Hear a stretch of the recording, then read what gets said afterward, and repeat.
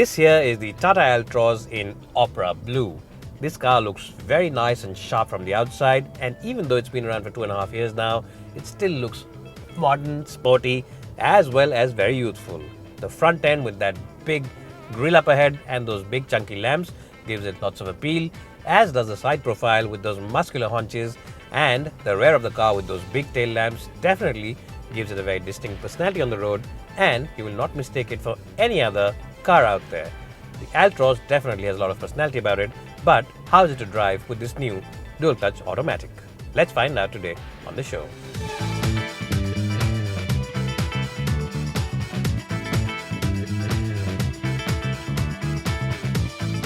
Well, so as I just told you in the opening over there, the car looks exactly the same from the outside. There isn't much of a change. The internals, well, again, it's the same. So let's talk about some positives first. The positive, of course, is that it's a 5-star safety-rated car. It's the only 5-star safety-rated car in this segment, which really does appeal to a lot of buyers in terms of safety kit. You also get this new Altroz emblem here in the middle, just below the AC vent. So that's something new, which wasn't there earlier. Other than that, the sound system is the same. It's the Harman sound system, which really does work very well inside the cabin. It's a very nice system and very good setup. And of course, you get nice and roomy interiors. The seat comfort is quite good as well. The Baleno, though, which is recently been launched, has a slight advantage. The cushioning and the padding on the Baleno is slightly softer compared to this car.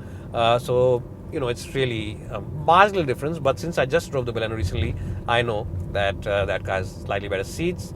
Instrumentation is again half digital, half analog, and in terms of equipment, you get a lot of kit, automatic headlamps over there, as well as cruise control on this version, and as I just said, distance to empty and a lot of other features, along with a couple of airbags. So how is the dual clutch automatic version to drive? Is it good? Should you buy it? Should you not buy it? What is my verdict of the car? Well, just before starting off, let me just tell you that the plus point of this car is the ride comfort. The ride comfort of this car is exceptional. In fact, it doesn't feel like a premium hatchback. It feels like a much bigger car. It feels like a more sophisticated car. And the ride is just very mature, very nice, and very appealing. A lot of buyers who drive mostly on the highway will just go ahead and buy this car because of the sophisticated and confidence-inspiring ride it offers. It definitely feels a lot more mature and a lot more stable than my last ex-girlfriend did. So that's something which this car has to offer, which is really nice. And if you drive a lot on the highway, as I said, 110 kph on a daily basis, doing 100 kilometers on a daily basis, maybe you drive from Delhi to someplace close by, or maybe from Mumbai to Pune on a regular basis, then this is a car you really like. Slow city speeds also, the ride is very good, and that's something which again you will really see, and visibly it is visible, because it just eats up the badly passive roads without any fuss whatsoever. No fuss that this car has to display. So that again is something what most buyers will enjoy. Now, if you're an enthusiast and if you're asking me the question, how is the gearbox? Well, it's quite okay. It's nothing bad, but it just doesn't have that same kind of sparkle that the dual clutch Hyundai gearbox has to offer. That's something which is missing on this car. Now, it's a 6-speed unit. It's not a 7-speed unit.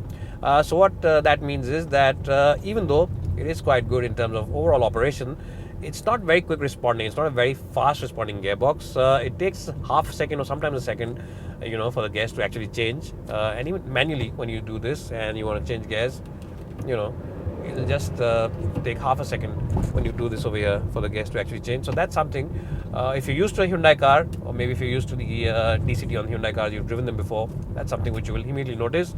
But if you've not driven those cars, then it's not a problem, because the gearbox does work quite well.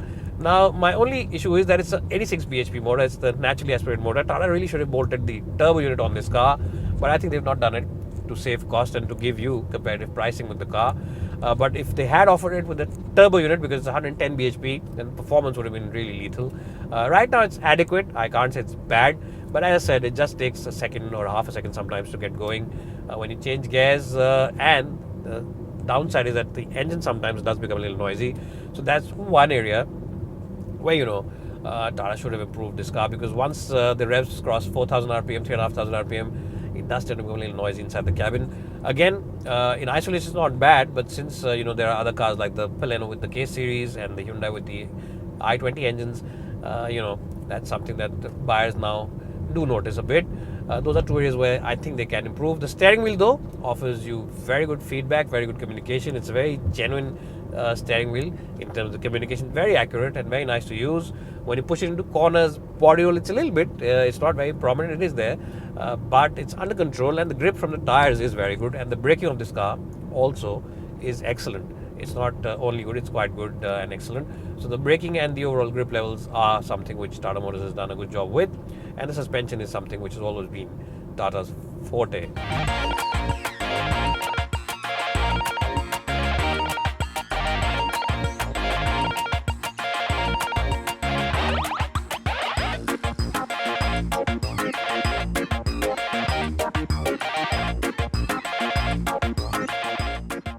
I'm sure by now all of you are aware that Boodmo are the online expert when it comes to spare parts, and the best point is that they have the spare parts for all vehicles available in India.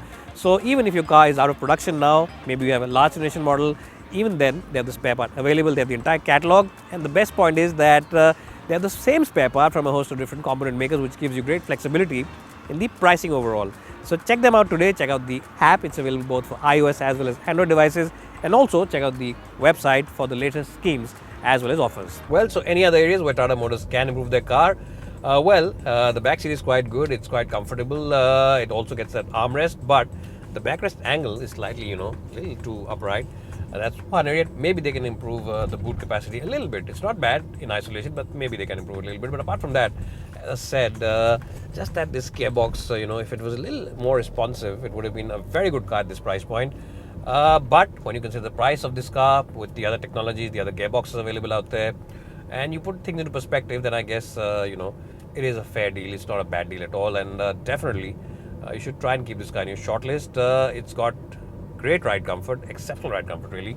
And of course, as I said, it also has the best safety rating of any car in this segment, 5-star safety rating, and a lot of other features and fancy stuff which really gives it the advantage. One of the features which I want to talk about, of course, is the gear lock feature, which basically means that if you, accidentally put this car in, the manual mode, or you forget it on neutral, don't put it in parking mode, the P mode, and you step out, then the car, when you switch it off or when you lock it, it realizes that you've left it in that mode by mistake, and it automatically, it'll lock everything, and the car will not move around. So that's something which is very good. And also, if the revs over here don't match the gearbox or the gear, then automatically with the computers on board, the system will tell you that you can't shift into a lower gear, can't go above a gear, because the revs are not matching up. So that's something which is quite good. And also on the plus side, it's a wet clutch, which means that in case of overheating, it won't heat, because there'll be fluid around it to keep it cool. That's one area where a lot of people do ask me questions about a lot of DCA gearboxes, DCT gearboxes. So that's one area where Tata Motors has taken care of, offering a technology which is suited to Indian conditions. But as I said, overall, what do you think of this car? What do I think of this car? Do let me in the comment section below. But so overall, as I said, it just lacks that little bit of sparkle. Maybe if Tata Motors gives it a little more responsiveness on the gearbox front and the engine front, and reduces the noise from the engine when you rev it hard, maybe then it'll become the perfect package. Even though it's not perfect, it is quite good. No car really is perfect, but yes, it does lack that little bit of sparkle which you want from a DCA. Anyways guys, now let me end this video review over here. You let me know what you think of this car. Keep it in your shortlist if you're in the market for automatic hatchback, and do check out the prices at the dealerships, and then make a buying decision before you jump in and buy something else. Bye for now, and thanks so much for watching.